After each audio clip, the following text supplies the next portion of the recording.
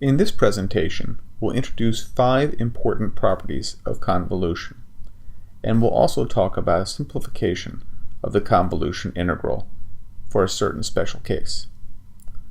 Our first important property is the commutative property of convolution. Simply stated, it says that the order of convolution does not make any difference. x1 of t convolved with x2 of t is the same as x2 of t convolved with x1 of t. Our second property is the distributive property.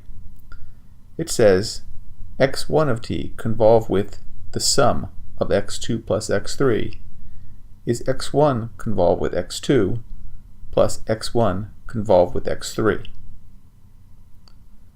Our third property is the shift property. It says the following: if we convolve x1 of t and x2 of t and achieve c of t, then if we convolve x1 of t with a delayed version of x2 of t, that is, x2 of t minus cap t, we will get a delayed version of c of t, that is, c of t minus cap t. Let's see our fourth property. It is convolution with impulse. And it says the following: if we convolve a signal x of t with a Dirac delta, we will achieve x of t. That is, the Dirac delta function is the identity with respect to the convolution operation. Just like multiplying a constant by 1 achieves the constant, convolving a signal with a Dirac delta achieves the signal that you started with. Our fifth property is the width property, and it says as follows: if the duration of x1 of t is t1, and the duration of x2 of t is t2, and t1 and t2 are finite numbers, then the duration of the convolution x3 of t is t1 plus t2. Simply said, this means that if we have two signals of finite duration and we convolve them, we get a new signal whose duration is the sum of the duration of the two signals. Let's look at this property graphically. Our top signal we'll call x1, and it has duration t1. That is, it is non-zero only over a span of width t1 along the time axis. Our second signal we'll call x2, and its duration is t2. If we convolve x1 with x2, we'll achieve a third signal, shown at the bottom, and its duration is t3, where t3 is t1 plus t2. Those 5 properties were so much fun, let's introduce a sixth. And the sixth property is the area property. And it says the following: if we convolve signal h of t with signal x of t to produce signal y of t, then the area under signal y equals the area under signal h times the area under signal x. We'll now use these properties to establish some important corollaries. Using commutation, we can establish the following result.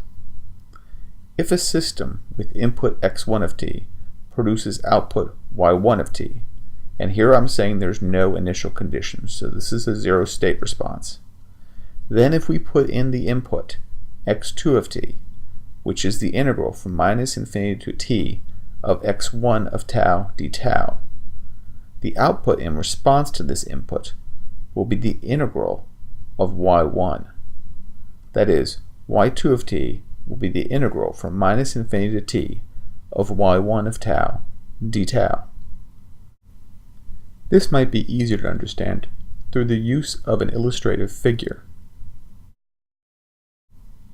Consider a linear time invariant continuous time system with input x of t and output y of t.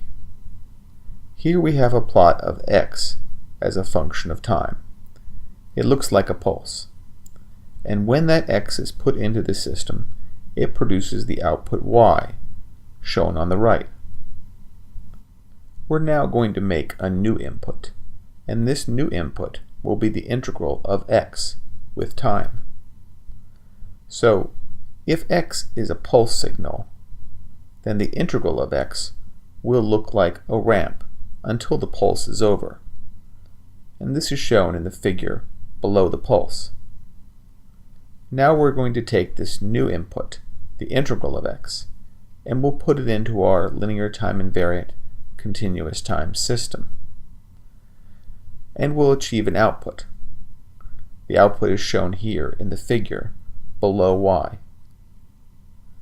This output will in fact be the integral of the y signal. Let's pick a particular time to illustrate. The time we'll pick will be t1, shown.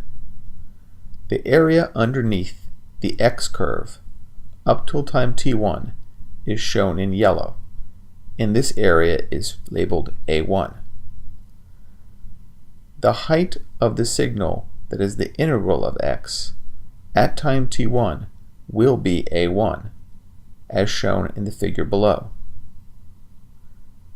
The area on the y curve at time t1 is labeled b1 and shown in yellow. The height of the integral of y curve at time t1 is b1. So you see, if x produces y, then the signal that is the integral of x produces a signal which is the integral of y. Here is a special and important case of this result. We know that an input that is a Dirac delta produces an output which is an impulse response. And you also recall that the unit step is the integral of the Dirac delta. That means that the response to a unit step will be the integral of the impulse response. Specifically, the integral from minus infinity to t of h of tau d tau.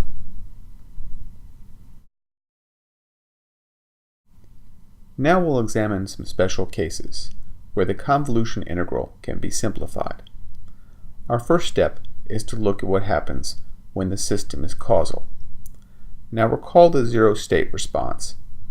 It's y of t is x of t convolved with h of t. And that's the integral from minus infinity to infinity of x of tau h of t minus tau d tau. Now if the system is causal, the impulse response h of t will also be a causal signal. After all, if we put a causal input into a causal system, we'll get a causal output. And the Dirac delta is a causal input because it doesn't do anything before time 0. Therefore, if the system is causal, the impulse response will be causal. So we know that h of t will be 0 for all t less than 0. And what that means is h of t minus tau will be equal to 0 for all tau greater than t. This will allow us to simplify the convolution integral. In this case, we won't need to integrate beyond time t. Normally our convolution integral is from minus infinity to infinity. But since h of t minus tau is 0 for all tau greater than t, we simply don't need to integrate tau beyond time t.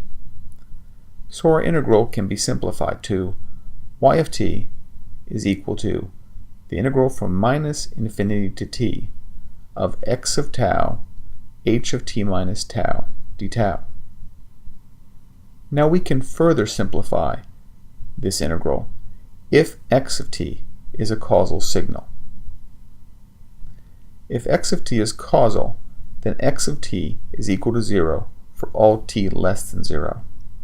And in this case, the integral can be simplified even more. We now do not need to have the lower limit of the integration be minus infinity. X of t is not doing anything until after time 0. and so we can change the lower limit of the integration to 0 minus. So in this case, our integral becomes y of t equals integral from 0 minus to t of x of tau, h of t minus tau, d tau.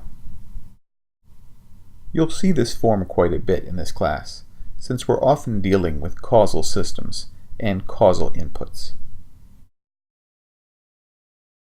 Now you might wonder why we use 0 minus as the lower limit of integration. And the reason why is there could be an impulse at time 0.